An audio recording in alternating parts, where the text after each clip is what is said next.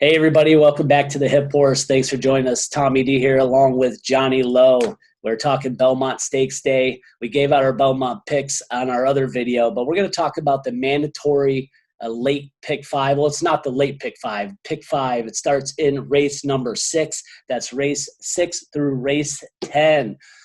Johnny, we got a nice day of races here. A bunch of grade ones in the mix here with the Belmont. Your thoughts here. Well, let's get right to it. The Wander again, grade 3. Tell us your thoughts and who you like here in this race.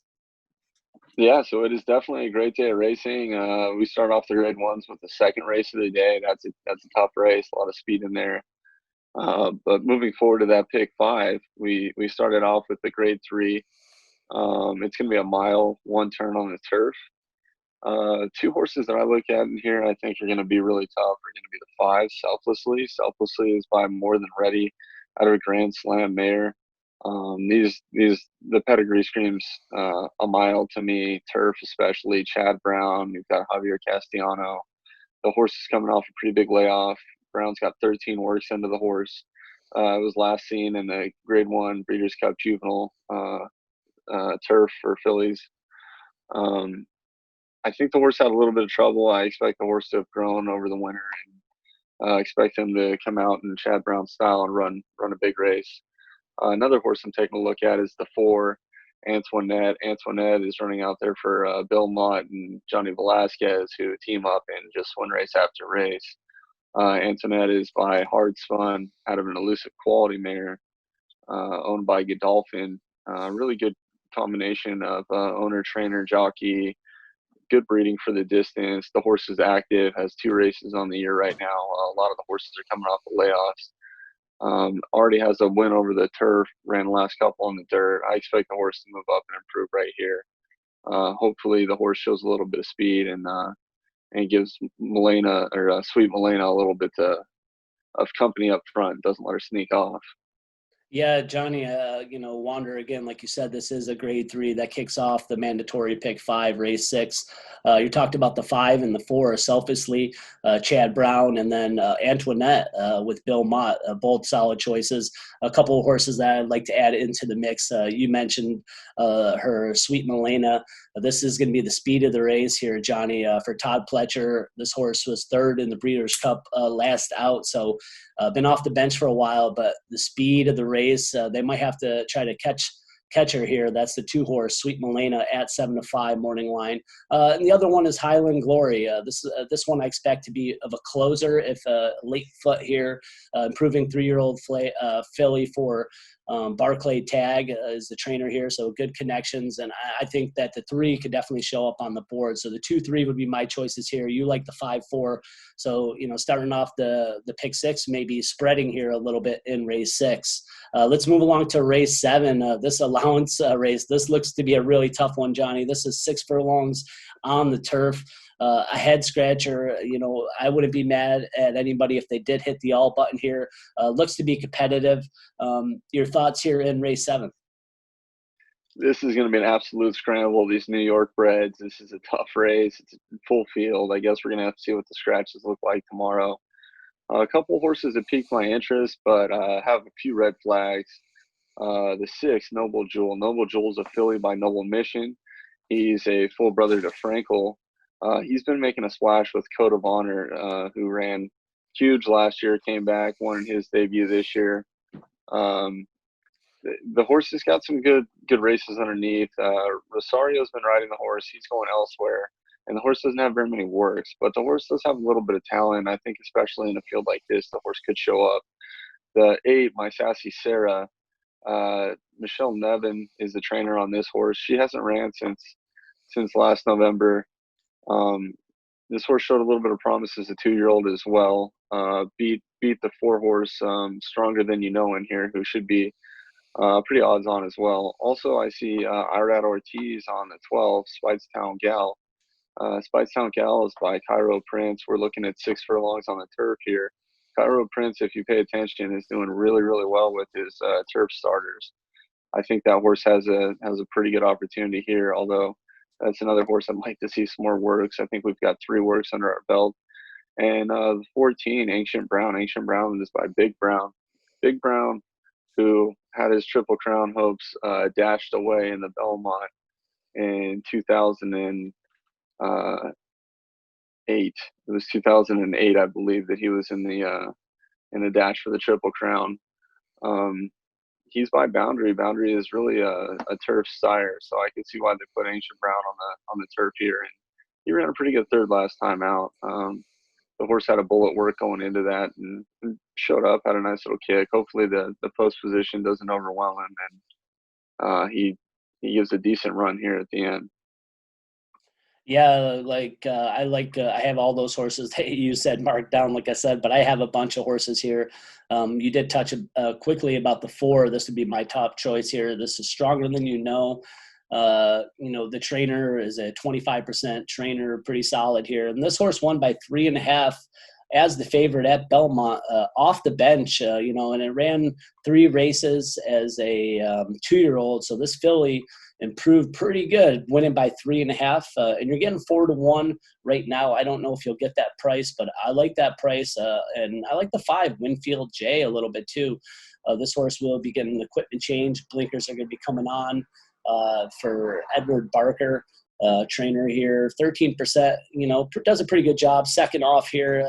But this horse also got played against a very similar field that was favorite. So I'm going to take another shot and put the 5 in there at 6-1. And then the last one at a little bit higher of a price, Johnny, is the 11, Carnice Angel at 12-1 here. This horse also won back in the fall, so it's coming off the bench here. But Turf Sprints, the trainer's at 24%. Michael Michelli here, pretty solid with the Turf Sprinter. So I'm going to throw the 11 in there and try to hope this horse fires first time off the bench at 12-1. So that's 4, 5, 11 for me. I know you mentioned the 8, 14, and the 12, a very competitive race. That's race 7 at Belmont. Let's move on to the race 8 at the Acorn Grade 1 mile here, Johnny. This is going to be a good one. I'll start this one off real quick. Gamine, Bob Baffert here, 2 for 2, winning at Santa Anita, winning at Oaklawn Park. You got the Into Mischief. This horse favorite in both starts, and this horse is definitely the horse to beat at 1-1 morning line. You get Johnny V gets the call for Bob Baffert in this race. I think it's the horse to beat here, but there's a couple others that might have a shot, maybe the 4 and the 2, maybe possibly the 5 underneath. But what are your thoughts here in race number 8? Gamine, is this a sure thing, or should we look elsewhere? Well, I mean, Gamine should be a slam dunk. I mean, you really look at it last time out, she got a 98 buyer. She got an 87 time before that, which would almost be tops in the field, minus Casual, the 4's 2 twin 90s. But I think she could be vulnerable right now. A lot of the horses out of the Arkansas races are coming back, and they're just bouncing. I don't know if it's surface, the ship, whatever it is. The fact that she's coming out after she just shipped back across the country to California, worked out a few times, and now she's shipping out to Belmont. Who knows what all that shipping is going to do to her. I think at 9-2, Lucrezia, morning line, is a pretty good price. Last out, she ran against Swiss Skydiver, just ran into a buzzsaw. She was game second, lost by 3 1/4 lengths. I think Swiss Skydiver just beat Speech by somewhere around there, and Gamine was neck and neck with Speech. So I would say talent-wise, Lucrezia might be able to step up to the plate here. And Casual, the Curlin filly, she's done nothing wrong. She's won both of her races, 7 furlongs. 1 turn, a mile, 1 turn. I don't see this being too much of a stretch out for her. Santana is going out there to ride. You've got Asmussen and Santana is a great combination, and the horse looks to be forwardly placed. I think that there's going to be some horses that go out with Gamine and they press the pace, and we'll see if she has enough in the tank when they hit the stretch. If she doesn't win by 5 lengths and she gets beat, maybe we can catch a price here. Yeah, I mean, Bob Baffert, a lot of hopes for this one. They paid $1.8 million for this one, Johnny. That's Gamine, the one horse we're talking about. But maybe taking a look at the 4, 1, and the 2 here in race 8, if you spread a little bit more, as we said, it's definitely the horse to beat, this 3-year-old filly. Into Mischief is the sire here. Very strong. It's going to be tough to beat. But maybe the 4 and the 2 is what you say, right? That's what we're hoping for. I think we're going to catch a Try to prize. get a price. Gaming's definitely going to take a lot of the money. I think the morning lines, we might see overlays on the other horses. For sure. Well, let's move on to race 9, maybe a little bit more exciting race. This is the Jaipur. This is a grade 1, 6 furlongs on the turf. Another grade 1 race, back to back to back, 3 in a row here. Your thoughts, race 9 at Belmont? Beautiful race. The turf sprints are probably one of my favorite in all of horse racing. They're action packed. A lot of times you see the horse that goes out to the lead. You think it's a short turf sprint. He's going to take off with it, and then they get headed down the stretch. Usually it's a bunch field when they turn for home, and it's anybody's game. In this race, we've got some interesting horses. A lot of horses just ran in California. They're shipping out right now. The two, Alexandra, she's bred in Australia by Animal Kingdom. Animal Kingdom, Kentucky Derby winner, obviously. She's been running against fillies and mares recently. She hasn't.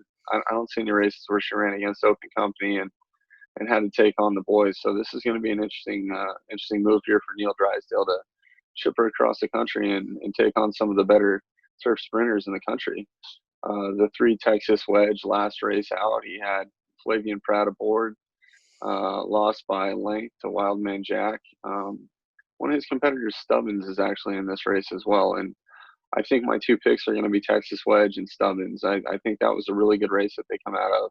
I think both the horses are going to be able to improve off of those efforts after minor layoffs. Bigger one for Texas Wedge than Stubbins, but I think those are going to be my picks. I'm going to go 3 on top with 5 underneath. Pure Sensation is the game horse of the field. 36 races, 14 wins. He's 9 years old. He hasn't ran since November. This is going to be the 4th time he runs in this race.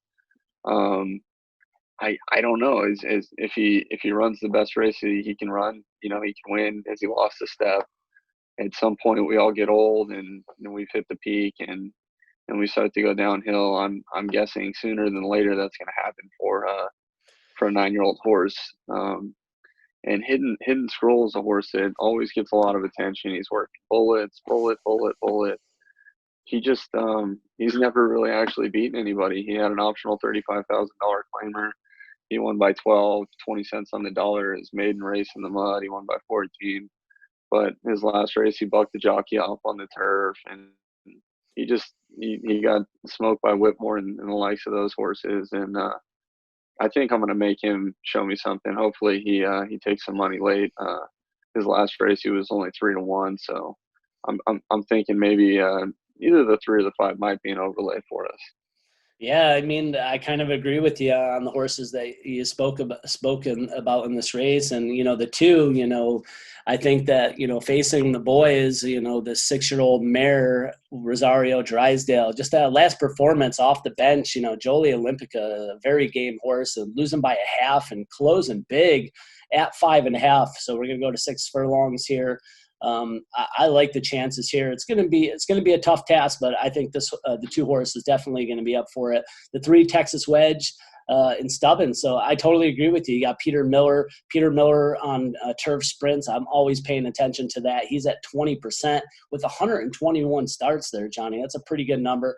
And then Stubbins, the 5 horse, like you said, this horse, right behind Wildman Jack in that same race. And that horse came off the bench for O'Neill, and you got Louis Saez up, who knows the track well. So I like the chances there. And Pure Sensation, I just wanted to bring up just a quick note. This horse did win this race in 2016, Johnny. This horse is just short of $2 million. This is a game horse. Morning line 5-2. I'm with you. I'm going to try to beat it. On some deeper tickets, you might want to throw it in because this horse is – it did win 4 out of its 6 starts in 2019. Been off since the fall at 9. So we'll see if, I guess, the senior citizen can pull it off, Johnny. But let's move on to the Belmont to finish off the mandatory pick 5. The Belmont, we did have our video, so you can definitely check out a little bit more in depth. But let's get to it. The Belmont, your pick and your choices here, race 10. Yeah, so I think obviously Tiz the Law is going to be the heavy favorite in here. Tiz the Law has done really nothing wrong. He won the Florida Derby, won the Holy Bull the race before that. Looks so nice on the tracks. Done it so easy. I don't think they really asked the horse or gotten to the bottom of the horse. So Tiz the Law should be up there and definitely should run his race. He's got some horse over the track. Trainer's loving it. He's sowing his oats, running around. He's got his chest puffed out. I think he's going to be a tough horse. Tapped It to Win's last race was just incredible. I mean, he was almost set the track record. I look back at the times that day. His 6 furlong clocking was actually faster than any of the sprint races. He's got speed. He's on the rail. I mean, what more can you ask for? I think that horse, if he breaks, he's going to be a tough horse to catch right now. They're just taking it easy. He hasn't had to work since that race. Just for whatever reason, Tappett's love the track at Belmont. If he runs a race like Frosted did when he ran the Met Mile with that 123 buyer, whatever it was, he might be a tough customer. I think my other pick is going to be right outside of Tiz the Law, Dr. Door. If I'm Irad Ortiz, I've got this Son of Quality Road out of a Hennessy mare for Todd Fletcher, who's been working with Farmington Road, and he's really been his big brother. I mean, every time they work, he's got more in the tank. He starts behind him, catches him, passes him. This is the horse in that barn that I think is going to run the big race. And if I'm him, I'd probably just sit off the hip of Tiz the Law, or maybe a neck in front, whatever you want to do. And when they turn for the stretch for home, just see if you've got more than he does, and might turn into a 3-horse race, and see what happens. Yeah, Johnny, I agree with you. And that's the 9-horse Dr. Post. I know you said Dr. Door. We knew you meant Dr. Post there. But I'm with you here. I agree. The number 8 is the Law horse to beat here. Is a New York bred. Just so you know, no New York bred has won this race since Ruthless. And Ruthless won it in 1867. Was the first horse, and it hasn't been won since in 138 years. So Tiz the Law is up to a tough task here. Tap It to Win, like you said, that last race, so close to the track record. Unbelievable. This horse, I think they're going to have to catch this horse. And if this horse gets away with there are not too much speed in this race, Johnny, Tap It to Win at 6-1 could be a solid play and would be my second choice here. And then I'm with you. Dr. Post would be my third. I would go with the 8-1-9 here. And Dr. Post, something that we talked about, just kind of Todd Pletcher, knows how to get it done at Belmont. 3 victories already in the Belmont Stakes. But, this horse has been working out. If you take a look at its last workout, it was 2 seconds better than Tiz the Law on the Belmont track. It was 1 day apart, but that would be something to look at. Dr. Post looks ready to come and ready to run here. So at 5-1, the 8, 9, and 1 are the horses we like here in the Belmont. Anything else you want to add, Johnny, before we get out of here? And this is the mandatory pick 5 at Belmont, 6-10. Just give you a little handicapping notes, and hopefully you can connect here.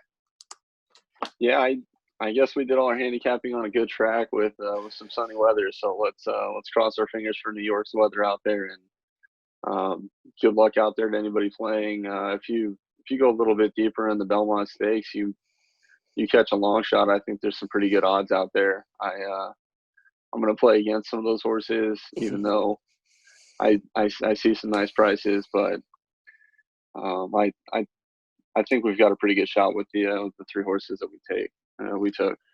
Yeah, I mean, I think we got a good shot, and it looks like to be a good day of racing. So if you like this video, please like and subscribe. Just hit that thumbs up, and also hit Horse. We got more information coming for you. We'll be talking more Road to the Derby. Johnny, I know you've been digging in, and you're excited to talk a little bit more about that.